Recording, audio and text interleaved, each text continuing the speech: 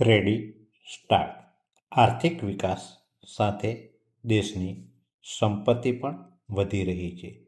ભારતમાં 100થી વધુ અબજોપતિઓ છે, જેમની દાન આપવાની રીતો સમય જતાં બદલાઈ રહી છે. ધનિક લોકોની નવી પેઢી હવે ફક્ત પૈસાનું વિતરણ કરતી નથી, પરંતુ શિક્ષણ, આરોગ્ય, રોજગાર અને ગવર્નન્સ જેવી સમસ્યાઓના ટકાઉ ઉકેલો ઉપર કામ કરી રહી છે. ફક્ત સહાય પૂરી પાડવાને બદલે તેઓ સમસ્યાઓના મૂળમાં ઉકેલ લાવવા માટે સંસ્થાઓ, નીતિઓ અને ડેટામાં રોકાણ કરી રહ્યા છે. તેઓ સરકારી પ્રણાલીમાં સુધારા લાવવા માંગે છે.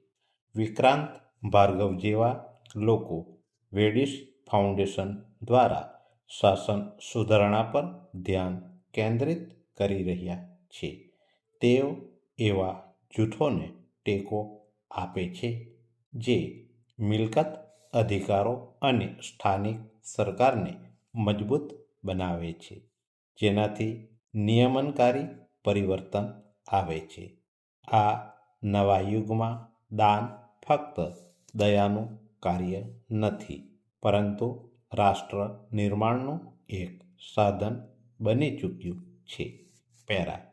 સુનિલ વાધવાનીનું કાર્ય વ્યૂહાત્મક પરોપકારનું ઉદાહરણ છે. તેઓ આર્ટિફિશિયલ ઇન્ટેલિજન્સને સીધા સરકારી પ્રણાલીઓમાં એકીકૃત કરી રહ્યા છે.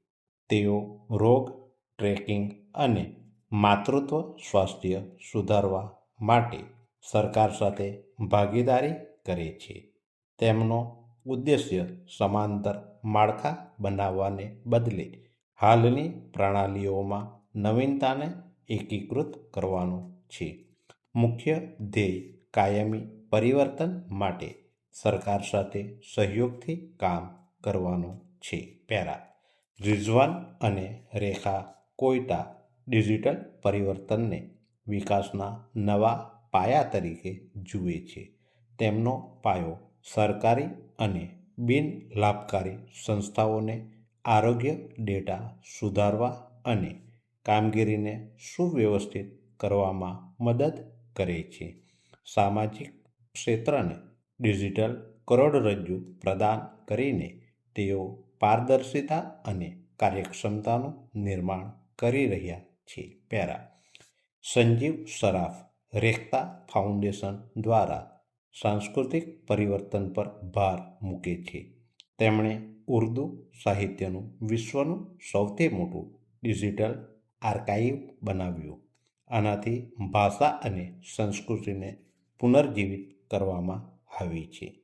તેમનું કાર્ય સાબિત કરે છે કે પ્રણાલીગત પરિવર્તન ફક્ત માળખાગત સુવિધા સુધી મર્યાદિત નથી, તે સાંસ્કૃતિક મૂળને જાળવવા વિશે પણ છે. પેરા.